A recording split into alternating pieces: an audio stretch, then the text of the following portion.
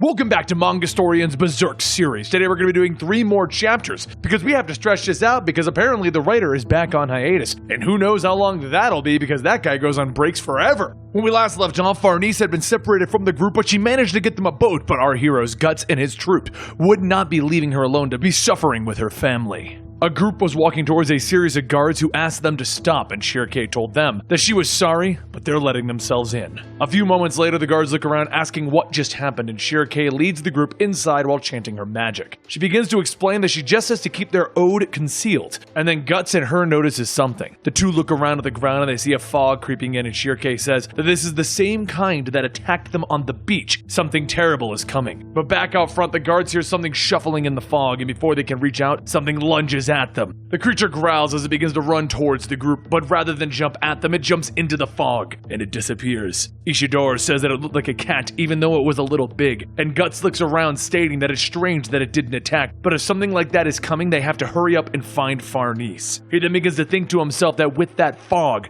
they're going to be able to get around a little bit easier. But what is about to happen? A short while later, they reach the entrance to the ball and Shirkei begins to chant her magic on the guards, and then she senses something. Ishidori asks what's up and Shirkei begins to lead everyone, stating that Serpico just sent her a message and said that he was waiting at the back entrance. As everyone begins to head towards it, they walk inside of the palace and Shirkei calls out for Serpico. Before the group is a series of pillars with Kushin decor, and Serpico tells everyone that these pillars were left as a monument of victory when this land was reclaimed by the Kushins, and he is sorry to have to call them here. Guts doesn't answer, waiting to hear the rest, and Shirkei says that they need to hurry and find Farnese. Serpico draws his sword, stating that he's sorry, but he cannot allow them to do that, and to Guts, although it is exceedingly rude of him, he will accept his challenge right here. Ishidori asks, "What, are you going to fight?" Before Shirkei can ask, Guts reaches back for his sword, telling him, "Alright." Shirkei tells him to stop, but Guts tells her that he must have thought this through. Do not move until they are done. Ishidori nervously asks, "You're not seriously going to fight each other? Can you at least stop for a second?" Guts gets into position, and as he brings his sword back, he hits one of the pillars, and Serpico says those pillars must have been a real nuisance for such a large sword. These rows of pillars are called the Forest of Pillars, and they're thicker than normal. Normally, you wouldn't be able to fight head-on, so the stage is set up. Guts laughs, telling him, "You're a sneak as usual." And as he swings, he begins to cut through the pillars as if they were nothing. Serpico knew that Guts needed a large area to fight effectively, so his swings would be too broad to swing in a small confined area. And as the tip of Guts' sword comes close to his face, Serpico knew that his choice of battleground would have little effect on a man who could destroy anything in his path. Guts' sword rests lodged into a pillar of stone, and with a brief moment, Serpico counters by swinging his sword aimed right at Guts' face. The sound of the metal can be heard as Guts holds up his fake arm, catching the blow, and as the blood begins to drip from his cheek, he realizes that he's just a bit too slow.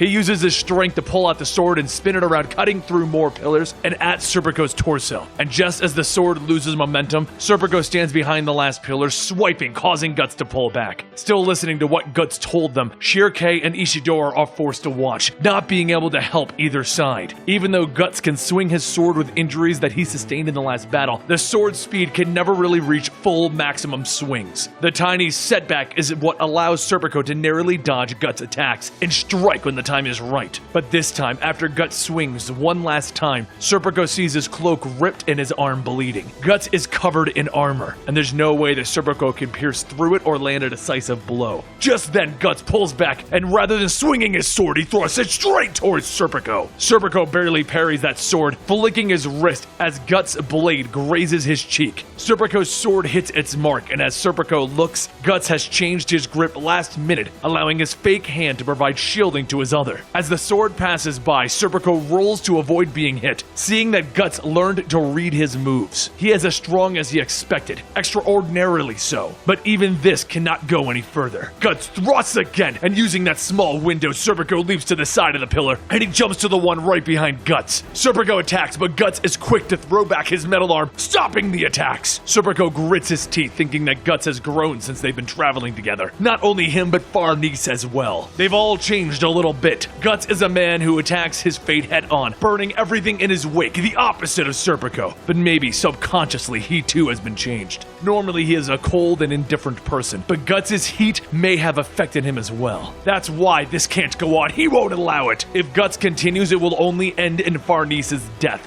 Serpico looks around and sees there are no more pillars to stop Guts' swing, which means that he can no longer evade the attacks. So this next one will decide the match. Guts takes his sword and he swings, and just as it reaches the last pillar, Serpico jumps up, grabbing the top of the pillar to bring the stone structure down on Guts. He looks up knowing that he can't move in time as Serpico takes the chance to strike. But rather than protecting himself directly from Serpico, Guts swings his sword broadside up to cover himself from the falling rocks. As the rocks begin to fall, Guts swings his sword overhead, smashing through the rocks down onto Serpico. Serpico watches as the broken pieces fly by, and then he feels the flat side of the blade slam him into the ground. He coughs, stating that he didn't think that he would have to use the falling pillars to his advantage. Did he plan that? Guts tells him, no, it's just a coincidence, that's all. Serpico then gets up, rubbing his head, stating that his reflexes sure are something. But after meeting with Farnese, what does he plan on doing? Guts waits for a moment and then he says that he's not sure. He's just going to see her, that's all he's decided for now. Serpico smiles, telling him, you really are a guy that plays things by the ear, huh? But rather than responding, Guts tells everyone that they need to hurry. As they walk away, Ishidori stops Guts, asking, hey, were you seriously fighting back there? And Guts looks back, telling him,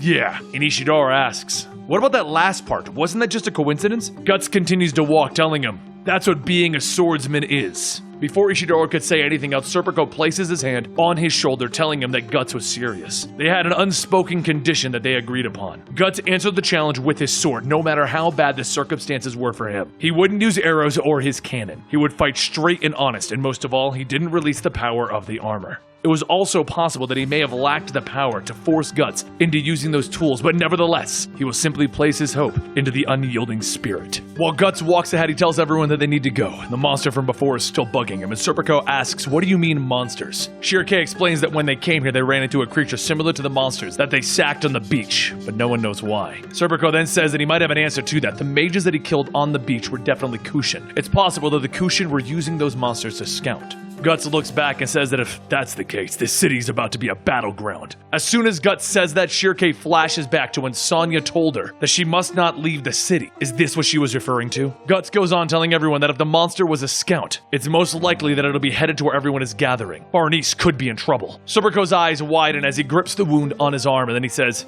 alright, I'll lead the way. Shirkei tells Serpico to hang on. He should take his stuff back. Shirkei then holds out his sword and cloak, but before Serpico can even grab them, they float back to him all on their own. Shirkei says that it would seem the sylphs want to return to their master as well. Back upstairs, though, Farnese's father, Frederico, walks to the center stage, telling everyone that tomorrow they will begin their holy war. They have the largest military force called here, so let this be their last ceremony before they send the troops into battle. A toast to victory. Everyone in the halls begins to cheer as if there is one person calling for everyone's attention. Magnifico walks through everyone, telling them that he should use this ball to make an important announcement concerning the house of Vandeminion. He would like to present two people. First, Roderick, third in line for the throne of the wise, and second his sis. And as Magnifico looks back at Farnese, she is already gone. Frederico steps up asking what is this announcement that he's yelling about. But before Magnifico can try to answer that question, Lady Vandeminion quietly laughs to herself, telling Magnifico not to rely on Farnese. And that concludes where we're going to leave this chapter of Berserk. Don't forget to subscribe to get another video next Friday on Berserk, and I hope to see you guys here.